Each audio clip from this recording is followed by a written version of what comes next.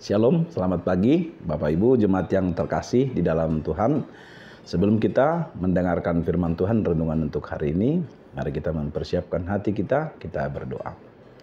Kasih karunia dan damai sejahtera dari Allah Bapa dan anaknya Tuhan kita Yesus Kristus menyertai saudara sekalian.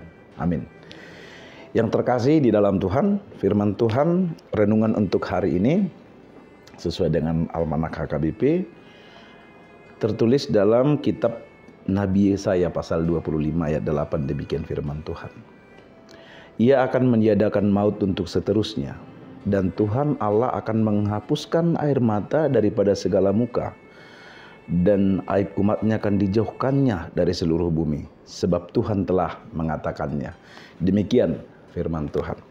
Saudara yang terkasih di dalam Tuhan, salah satu hal atau musuh yang paling ditakuti oleh hampir semua orang adalah kematian. Berbicara tentang kematian sering mendatangkan ketakutan tersendiri bagi orang-orang yang membicarakannya. Itu sebabnya bila sedang membahas atau bercerita tentang kematian, bagi sebagian orang Batak masih sering berkata "Sattabi jabun" kalau kita sedang bercerita tentang mati. Memang kita kurang mengerti dan kurang mengetahui apa makna dan mengapa ucapan itu harus dikatakan ketika kita berbicara tentang kematian. Tapi siapapun orangnya, tentu kalau diperhadapkan dengan kematian tentu sangat takut. Sekalipun kita percaya bahwa bagi kita orang-orang beriman, kematian bukanlah akhir, tetapi adalah awal dari kehidupan yang kekal, menjadi sebuah jembatan memasuki kehidupan yang kekal. Dalam renungan hari ini, Nabi Yesaya menyampaikan firman Tuhan untuk memulihkan, untuk menguatkan, untuk meneguhkan umat-umat pilihan Tuhan, bangsa Israel terutama, yang memang sedang dilanda oleh ketakutan yang sangat besar. Ketakutan yang sangat besar itu terutama karena ancaman dan tekanan dari berbagai negara-negara superpower pada saat itu, sama seperti Asyur, seperti Babel, dan lain sebagainya, yang akan menawan mereka. Tidak dapat dibayangkan bahwa orang yang hidup di dalam tawanan atau orang bangsa yang terjajah tentulah tidak memiliki kuasa, tidak memiliki daya, dan tidak memiliki kekuatan.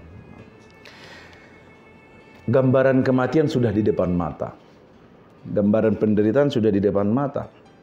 Dan mungkin setiap hari akan penuh dengan derai air mata. Tetapi itu semua bukan karena terutama kekuasaan dari bangsa-bangsa lain. Tetapi yang menyebabkan mereka harus terbuang adalah dosa mereka sendiri yang tidak setia kepada Tuhan. Tetapi dalam teks renungan hari ini, Yesaya menyampaikan itu agar umat tetap berpengharapan, tetap percaya, dan tetap bersandar kepada Tuhan. Kalau musuh yang paling menakutkan manusia adalah kematian pun, itu sudah ditelan, sudah dikalahkan oleh Tuhan dengan kebangkitan Kristus yang telah mengalahkan maut. Apakah yang perlu kita khawatirkan tentang hidup ini? Firman ini berkata, maut sudah ditiadakan. Artinya kematian yang kekal, kematian, kebinasaan tidak lagi berkuasa atas hidup kita orang-orang percaya. Sebab kuasa dari kematian itu sendiri sudah dikalahkan oleh Kristus melalui kebangkitannya. Dan lebih dari itu, saudara-saudara yang kasih Tuhan, Yesaya pun berkata bahwa Tuhan akan menghapuskan air mata dan aib, yaitu dosa umatnya, akan dijauhkannya dari seluruh bumi. Bukankah ini sebuah janji yang amat sangat berarti bagi umat yang sedang dilanda oleh ketakutan yang sangat besar? Bukankah ini janji yang meneguhkan dan menguatkan kita ketika kita berhadapan harus berjumpa dengan berbagai pergumulan di tengah-tengah hidup kita. Dari teks ini satu hal yang perlu kita renungkan adalah bahwa Tuhan tetap setia mengasihi kita. Sekalipun kita berdosa sama seperti Israel, Tuhan masih menantikan dan masih memberikan janji keselamatan, janji kehidupan, dan janji kemenangan bagi orang-orang yang terus percaya kepadanya.